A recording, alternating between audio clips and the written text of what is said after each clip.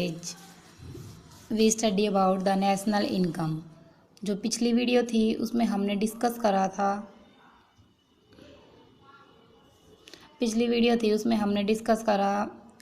Basics of economics and in this video we study about the national income. तो देखिए, firstly we study about national income. जो national income है वो क्या होती है? नेशनल इनकम होती है aggregate income of the economy is called the national income. जो कंप्लीट इकोनॉमी है उसकी इनकम और उसका एग्रीगेट वो होता है हमारा नेशनल इनकम। ठीक है, नेशनल इनकम की एक अनदर डेफिनेशन भी दी हुई है। क्या? जो नेशनल इनकम है is the total of monetary values of final goods and services and the producing by the nation in A 1 year. It means एक साल के अंदर जितने भी गुड्स एंड सर्विसेज प्रोड्यूस हुए हैं उन सभी की मॉनेटरी वैल्यू क्या कहलाती है? हमारी नेशनल इनकम। ठीक है, अलग अलग इकोनॉमिक्स ने अलग अलग नेशनल इनकम की डेफिनेशन दी है। ठीक है, तो एक और बताया गया है क्या? National income is the sum total of reward, rent, interest, wage और प्रॉफिट। देखो, जो भी हमारे फैक्टर ऑफ प्रोडक्शन होते हैं, ये जो हमारे फैक्टर ऑफ प्रोडक्शन बता रखे हैं, लैंड को मिले लैंड होते हैं, लैंड होएगा, लेबर, कैपिटल और हमारा एंटरप्रेन्योर। देखो, लैंड को मिलता है रेंट और लेबर को मिलेगा वेज और कैपिटल को मिलेगा इंटरेस्ट और एंटरप्रेन्योर को मिलेगा प्रॉफिट। जब इन चारों का एग्रीगेट कर देंगे, इन चारों चीज़ों को हम ऐड करेंगे तो इनका जो टोटल होता है वो भी हमारा क्या होता है? नेशनल इनकम होता है। ठीक है, यही बताया गया है। और इसी के अंदर हम शॉर्टकट में बता रहे हैं कि जो नेशनल इनकम होता है वो whole world produce goods and services in a year, उन तो सबका टोटल वैल्यू यानी कि मॉनेटरी वैल्यू वही क्या कहलाती है? हमारी नेशनल इनकम। तो जो नेशनल इनकम है वो किसके इक्वल है? Summation of FY। FY का मतलब होता है फैक्टर इनकम। ठीक है, अब नेक्स्ट में देखेंगे। देखो, वही बताया हुआ है। नेशनल इनकम है वो क्या क्या होती है हमारी? एक कंजम्पशन होगा, एक सेविंग। इन दोनों का ऐड करने के बाद नेशनल इनकम बचेगी। देखो, अब हमारा कुछ भी लगा लो, हमने इनकम अर्न करी तो उसमें से हम कुछ पार्ट कंज्यूम करते हैं, कुछ पार्ट सेव करते हैं। तो उन दोनों को ऐड कर लें तो हमारी नेशनल इनकम आ जाएगी। ओके, अब एक जगह एक सेव कर ले, एक हम इन्वेस्ट कर लें। तो कुछ पार्ट हमने कंज्यूम करा, कुछ पार्ट हमने सेव कर लिया, तो कुछ पार्ट हमने इन्वेस्ट कर लिया, तो उन दोनों का टोटल भी क्या होएगा? हमारा नेशनल इनकम होएगा। ठीक है, तो यही दो फॉर्मूले होते हैं नेशनल इनकम के। एक तो होता है हमारा कंजम्पशन और सेविंग और दूसरा होता है हमारा कंजम्पशन और इन्वेस्टमेंट, दोनों का ऐड। ठीक है, अब कुछ मेजर्स दिए हुए हैं नेशनल इनकम के, जैसे कि GDP MP, gross domestic product at market price, gross domestic product at factor cost, NDP MP, NDP FC, NNP MP। ये जो बहुत सारे हैं मेजर्स दे रखे नेशनल इनकम को, और इनकी डिटेल में स्टडी हम करेंगे अनदर पार्ट में। देखो, अब आता है हमारा फर्स्टली GDP MP यानी कि gross domestic product at market price. तो है gross domestic product is the market value of final goods and services produce during a year within the domestic territory of a country. अब देखो, domestic territory का meaning हमें पता होना चाहिए कि क्या होता है। डोमेस्टिक टेरिटरी मतलब हमारी पूरी टेरिटरी, हमारी कंट्री के अंदर अंदर, वही होता है एक डोमेस्टिक टेरिटरी। ठीक है, उसी के अंदर अंदर की इनकम को ही हम ऐड करके नेशनल इनकम निकाल सकते हैं। अब यही कहता है कि ग्रोस डोमेस्टिक प्रोडक्ट भी वही बताता है MP के ऊपर, तो नेशनल इनकम के इक्वल ही होता है कि जो हमारी फाइनल गुड्स एंड सर्विसेज बन के रेडी हुई हैं उन सभी की मॉनेटरी वैल्यू एक साल के अंदर, तो वही उनको ऐड करने के बाद जो भी आता है वो होता है हमारा GDP MP।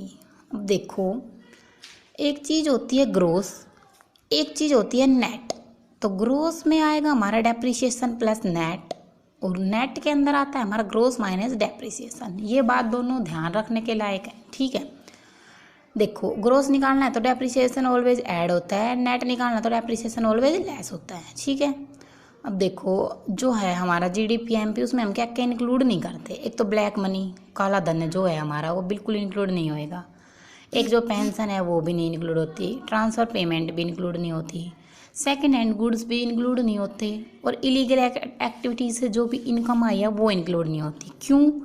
ये देखो जो सेकेंड हैंड गुड्स हैं इनकम में क्यों इंक्लूड नहीं होंगे, क्योंकि फर्स्टली इनके जो प्राइस थे वो ऐड हो चुके हैं ना एक बार, तो सेकेंड बार तो ऐड नहीं होंगे। ओके, अब आता है हमारा gross domestic product at factor cost. वो तो मार्केट प्राइस पे थे, ये फैक्टर कॉस्ट पे थे। जो जो हमारे फैक्टर्स लगते हैं उनकी कॉस्ट क्या आती है उन पे हैं। तो देखो इसके अंदर क्या है, gross domestic product at factor cost. देखो अब हमारे फैक्टर ऑफ प्रोडक्शन क्या क्या होते हैं, लैंड, लेबर, कैपिटल और एंटरप्रेन्योर। तो इन चारों चीज़ों को अलग अलग चीज़ें मिलती हैं। लैंड को रेंट मिलेगा, कैपिटल को इंटरेस्ट मिलेगा, लेबर को वेज मिलेगा और एंटरप्रेन्योर को प्रॉफिट मिलेगा। तो ये जो चारों चीज़ें हैं इन सभी को ऐड करने के बाद जो भी आता है वो होता है GDPFC।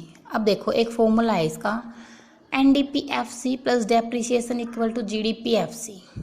मतलब जो नेट डोमेस्टिक प्रोडक्ट है फैक्टर कॉस्ट पे, उसमें अगर मैं डेप्रिसिएशन ऐड कर दूं तो हमारा GDPFC आएगा। ग्रोस में बताया था मैंने कि जो डेप्रिसिएशन है वो ऑलवेज ऐड होता है, ठीक है। अब एक और है gross national product at market price. ये क्या है, नेशनल प्रोडक्ट, और ये बात कर रहे हैं हम डोमेस्टिक प्रोडक्ट की। नेशनल प्रोडक्ट है, नेशनल की बात आते ही हम एक अलग इनकम पे चलते हैं, जो net factor income from abroad, जो बाहर से कमाई गई है वो इनकम।